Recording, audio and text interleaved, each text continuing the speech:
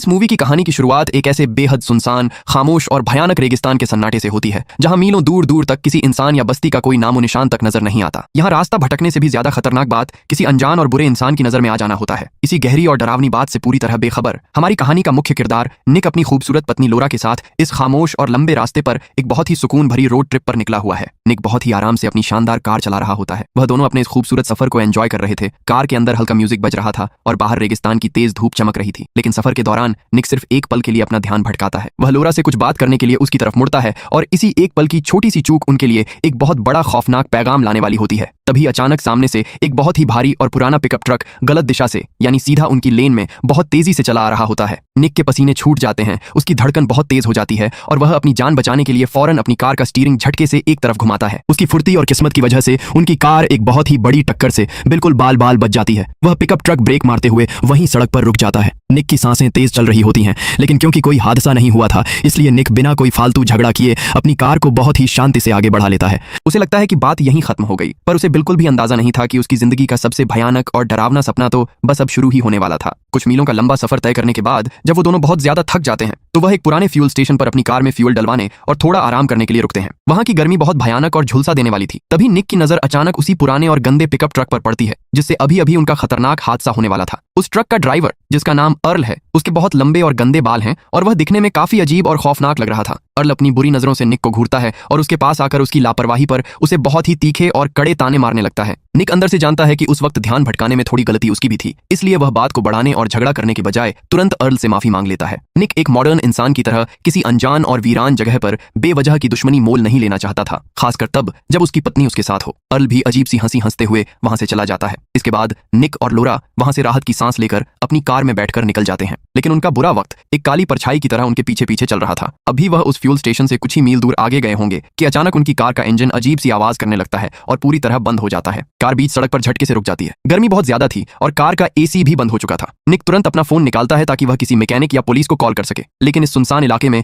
Mobile का network बिल्कुल भी नहीं होता। फोन की स्क्रीन पर नो नेटवर्क लिखा आ रहा था। इंसान के वो हाथ और उंगलियां जो लाखों सालों के एवोल्यूशन के बाद आज स्मार्टफोन्स की स्क्रीन पर बहुत तेजी से स्वाइप करना सीख गए हैं, वो आज इस तपते हुए रेगिस्तान में कुछ भी नहीं कर पा रहे थे। उनकी इतनी महंगी कार बस लोहे का एक बेजान डिब्बा बन चुकी थी। ये इस बात का सबसे बड़ा सबूत था कि इंसान चाहे अपनी मॉडर्न टेक्नोलॉजी पर कितना भी घमंड कर ले, कुदरत और बुरे हालातों के आगे वह बहुत जल्दी बेबस हो जाता है। दोनों बहुत ज्यादा परेशान और निराश हो जाते हैं। तभी उन्हें सामने से धूल उड़ाता हुआ अर्ल का वही पिकअप ट्रक आता हुआ दिखता है। निक को लगता है कि शायद वो इंसान उनकी मदद करेगा। वह हाथ भी देता है, लेकिन वो ट्रक उनके पास से बहुत ही तेज रफ्तार में और जानबूझकर धूल उड़ाता हुआ निकल जाता है। यह देखकर निक और लोरा की रही सही उम्मीद भी टूटने लगती है। थोड़ी ही देर बाद वहां एक और बहुत बड़ा ट्रक आकर रुकता है। निक तुरंत उस ट्रक के सामने जाकर उसे रोकता है। उस ट्रक के ड्राइवर का नाम रेड है, जो देखने में काफी मददगार, शरीफ और सुलझा हुआ इंसान लगता है। रेड उनकी मदद करते हुए अपनी गाड़ी से धक्का देकर उनकी कार को सड़क के किनारे एक सुरक्षित जगह पर लगा देता है। रेड निक को बताता है कि यहाँ से ठीक 5 किलोमीटर दूर एक रेस्टोरेंट है जहाँ एक लैंडलाइन फोन मौजूद है। वहां से वो मदद के लिए टो ट्रक को फोन कर सकते हैं। निक अपनी इतनी महंगी कार को इस वीरान जगह पर बिल्कुल भी अकेला नहीं छोड़ना चाहता था। उसे डर था कि कोई इसे नुकसान ना पहुंचा दे, इसलिए वह एक बहुत ही मुश्किल फैसला करता है कि लोरा रेड के साथ उस ट्रक में बैठकर रेस्टोरेंट चली जाए और वहां से मदद बुलाए। निक खुद वहीं अपनी कार के पास रुककर उनका इंतजार करने लगता है। काफी घंटों तक कड़ी धूप में पसीने से भीगते हुए इंतजार करने के बाद भी जब लोरा या कोई मदद वहां नहीं पहुंचती तो निक बहुत ज्यादा परेशान होने लगता है। उसे बेचैनी होने लगती है और वह खुद कार के इंजन को बहुत ही ध्यान से चेक करने लगता है। बहुत गहराई से देखने पर उसे इंजन के अंदर एक वायर बिल्कुल कटी हुई और टूटी हुई मिलती है। जैसे ही वह उस वायर को अपने हाथों से वापस जोड़ता है, कार एक ही झटके में तुरंत स्टार्ट हो जाती है। यानी कार में कोई भी बड़ी खराबी थी ही नहीं, बल्कि किसी ने जानबूझकर उस वायर को निकाला था। यह देखकर निक का दिमाग सुन्न पड़ जाता है। उसे कुछ बहुत ही अजीब और खतरनाक होने का गहरा एहसास होता है और वह बिना एक भी सेकंड वक्त गंवाए अपनी कार को पूरी स्पीड में सीधे रेस्टोरेंट की तरफ भगाता है। पर वहां पहुंचकर उसके पैरों तले पूरी जमीन खिसक जाती है। उस रेस्टोरेंट में लोरा कहीं भी नहीं होती। जब वह वहां के मालिक से बहुत ही घबराहट में पूछता है तो वह मालिक साफ साफ कह देता है कि उसने लोरा जैसी किसी भी महिला को या किसी भी ट्रक को यहां आते हुए नहीं देखा। निक को अब बहुत गहरा एहसास हो जाता है कि यह मामला उसकी सोच से कहीं ज्यादा खौफनाक और बड़ा है। वह तुरंत बिना समय बर्बाद किए 20 किलोमीटर दूर अगले छोटे टाउन की तरफ अपनी कार भगाता है। रास्ते में उसे दूर से रेड का वही बड़ा ट्रक नजर आता है। निक तेजी से अपनी कार को उसके आगे लगाकर उसे अचानक ब्रेक मारने और रुकने पर मजबूर कर देता है। निक भागकर रेड के पास जाता है, लेकिन जब निक लोरा के बारे में पूछता है तो रेड बहुत ही शातिर और शांत तरीके से मुकर जाता है और साफ झूठ बोलता है कि उसने किसी को भी लिफ्ट दी ही नहीं। वह तो निक को पहचानता तक नहीं है। तभी किस्मत से वहां एक पुलिस ऑफिसर की गाड़ी गश्त करते हुए गुजरती है। निक तुरंत उस ऑफिसर को रोककर उसे बहुत ही हड़बड़ाहट में सारी बात बताता है। ऑफिसर उस ट्रक की बहुत ही अच्छी तरह तलाशी लेता है, पीछे का हिस्सा भी चेक करता है, पर वहां अंदर लोरा का कोई भी नामो निशान नहीं मिलता।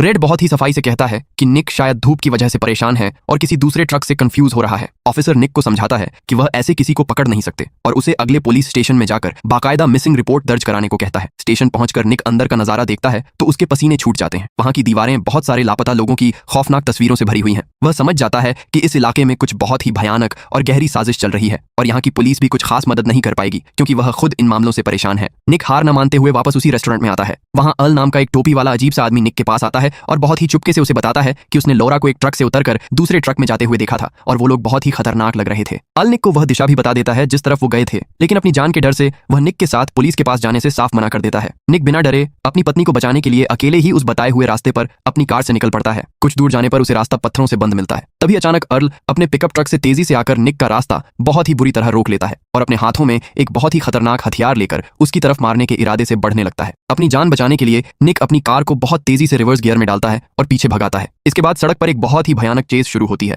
निक के अंदर का वो पुराना आदिम फाइट और फ्लाइट रिस्पॉन्स जाग उठता है। जो कभी आदिमानवों को जंगली जानवरों से बचाता था, वही पुराना इंसानी डर और बचने की जिद्द आज निक को ड्राइव कर रही थी। निक अपनी जान बचाते हुए अपनी गाड़ी भगाता है और एक नदी के ऊंचे और खतरनाक किनारे पर पहुंच जाता है। जब उसे बचने का कोई भी रास्ता नजर नहीं आता और अर्ल बिल्कुल पास आ जाता है तो वह एक बहुत ही बड़ा फैसला लेता है और अपनी कार को सीधे नदी की खड़ी ढलान से नीचे पानी में कुदा देता है। कार बहुत ही भयानक तरीके से पानी में गिरकर बड़े पत्थरों के बीच बुरी तरह अटक जाती है। निक तुरंत बिना समय गंवाए पानी में छलांग लगाता है और पानी के बहुत तेज बहाव के सहारे उन खतरनाक लोगों की नजरों से बचकर वहां से काफी दूर निकल जाता है। नदी के किनारे पर आकर निक छुपकर झाड़ियों में से देखता है कि वो लोग उसकी महंगी कार को पानी से बाहर निकाल रहे हैं, लेकिन तभी पीछे से वही टोपी वाला आदमी अल निक पर एक बहुत ही जोरदार वार कर देता है। जब निक को होश आता है तो उसे बहुत गहरा सदमा लगता है कि अल भी असल में उन्हीं बुरे लोगों का एक खास और शातिर साथी है जिसने उसे फंसाने के लिए झूठी कहानी बताई थी। अब वो लोग निक को पकड़ लेते हैं और उससे कहते हैं कि लोरा ने उन्हें बताया है कि तुम्हारे बैंक अकाउंट में काफी पैसे जमा हैं। अपनी पत्नी की जान किसी भी तरह बचाने के लिए निक भी इस झूठ में शामिल हो जाता है। जब वो लोग उससे पक्की रकम पूछते हैं तो निक का दिमाग बहुत तेजी से काम करता है। उसे याद आता है कि सफर में लोरा ने एक स्टोर में $90,000 का एक प्रमोशनल इनाम देखा था और मजाक में कहा था। निक तुरंत पूरे $90,000 बोल देता है। यह सुनकर वो लोग पूरी तरह यकीन कर लेते हैं क्योंकि लोरा ने भी यही रकम बताई थी। यही निक को एक और खौफनाक सच पता चलता है कि जिस रेड पर उसने बहुत भरोसा किया था, असल में वही इस पूरे खतरनाक गैंग का बहुत ही शातिर बॉस है और उसी ने फ्यूल स्टेशन पर उसकी गाड़ी खराब करवाई थी। रेड निक को बहुत ही कड़ी धमकी देता है कि अगर वह अपनी पत्नी को सही सलामत देखना चाहता है तो उसे बैंक से तुरंत $90,000 लाने होंगे, वरना वह लोरा को हमेशा के लिए गायब कर देंगे। निक बैंक जाता है पर हकीकत में उसके अकाउंट में सिर्फ कुछ $1000 ही पड़े होते हैं। वह बहुत ही चालाकी से पैसों की एक मोटी गड्डी बनाता है जिसमें ऊपर और नीचे असली नोट होते हैं और अंदर सिर्फ सादे कागज भरे होते हैं। बैंक से बाहर निकलते वक्त वह अपनी हिफाजत के लिए एक नुकीली चीज भी बहुत ही चुपके से अपने मोजे में रख लेता है। वह तय की गई सुनसान जगह पर जाकर अर्ल को वह गड्डी देता है। अर्ल बिना ध्यान दिए उसे रख लेता है और निक के हाथ रस्सियों से बांधकर उसे पिकअप ट्रक में बैठा देता है। थोड़ी दूर जाने के बाद जब अर्ल पैसों की गड्डी को ध्यान से खोलकर देखता है तो उसे निक की चालाकी समझ आ जाती है। वह गुस्से में आग बबूला हो जाता है। इससे पहले कि वह निक पर अपना खतरनाक हथियार निकालता, निक अपनी छुपाई हुई नुकीली चीज से उस पर बहुत ही जोरदार वार कर देता है। दोनों के बीच ट्रक के अंदर बहुत ही भयानक और जानलेवा हाथापाई होती है। निक अपनी पूरी शारीरिक ताकत लगाकर अर्ल से उसका हथियार छीन लेता है और उसे उसी की सीट से कसकर बांध देता है। निक उससे बहुत ही सख्ती से लोरा का सही पता उगलवाता है। तभी वहां एक पुलिस ऑफिसर अपनी गाड़ी से गश्त करते हुए आ जाता है। निक मदद मांगने के लिए तुरंत अपना हथियार नीचे रख देता है और हाथ ऊपर कर लेता है, लेकिन अर्ल अपने पास छुपे एक दूसरे हथियार से ऑफिसर पर अचानक बहुत ही जोरदार वार कर देता है। घायल होने के बावजूद ऑफिसर पलटकर अपना वार करता है और अर्ल वहीं पर हमेशा के लिए ढेर हो जाता है। निक फौरन एम्बुलेंस के लिए कॉल करता है ताकि ऑफिसर की जान बच सके और फिर अपना हथियार वापस उठाकर रेड की तलाश में निकल पड़ता है।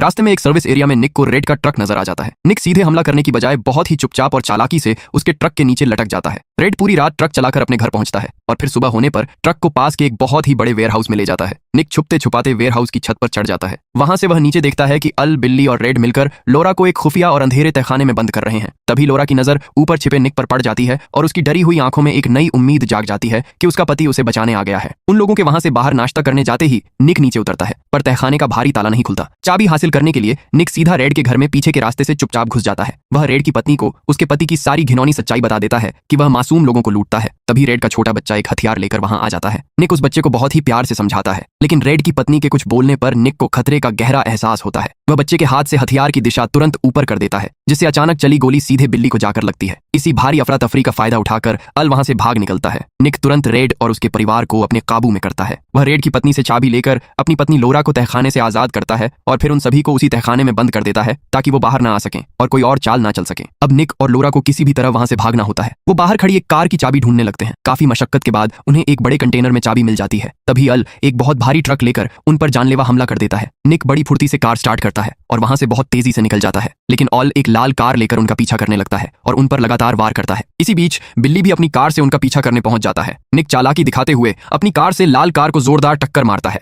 जिससे लाल कार सड़क से पलटकर पूरी तरह तबाह हो जाती है और अल का खेल हमेशा के लिए खत्म हो जाता है। वहीं बिल्ली भी गलत दिशा से आते हुए एक बड़े कंटेनर से भयंकर तरीके से टकरा जाता है और उसका भी खात्मा हो जाता है। अब अंत में सिर्फ गैंग का बॉस रेड बचता है। वह अपने भारी ट्रक से निक की कार का भयानक पीछा करता है। एक लंबे और ऊंचे पुल पर रेड अपने ट्रक से निक की कार को इतनी जोर से धक्का मारता है कि कार पुल की रेलिंग से बुरी तरह सट जाती है। इसी बीच लोरा का पैर कार के अंदर बहुत बुरी तरह फंस जाता है। निक अपनी जान की परवाह किए बिना सीधे रेड के ट्रक के कैबिन में घुस जाता है। दोनों के बीच वहां जानलेवा और खौफनाक लड़ाई होती है। इसी हाथापाई में ट्रक का संतुलन बिगड़ता है और वह पुल की मजबूत रेलिंग तोड़कर हवा में लटक जाता है। रेड फिसलकर नीचे पत्थरों पर गिरकर बुरी तरह घायल हो जाता है। निक जल्दी से जाकर लोरा को कार से सुरक्षित बाहर निकालता है। नीचे गिरा हुआ रेड दर्द में होने के बावजूद अभी भी जिंदा होता है, लेकिन इस बार लोरा कोई भी कसर नहीं छोड़ना चाहती। वह ट्रक का गियर बदल देती है, जिससे पूरा का पूरा ट्रक सीधे नीचे पड़े रेड के ऊपर जा गिरता है। इसी के साथ रेड और उसके खौफनाक इरादों का हमेशा हमेशा के लिए अंत हो जाता है। निक और लोरा इस खौफनाक और डरावने मंजर से जिंदा और सुरक्षित बच निकलते हैं। तो दोस्तों, इसी के साथ ये कहानी यहीं पर एंड हो जाती है। आपको ये खौफनाक सर्वाइवल कहानी कैसी लगी? अपनी राय कमेंट करके जरूर बताना और इसी तरह की बेहतरीन कहानियों के लिए हमारे चैनल को सब्सक्राइब जरूर करना।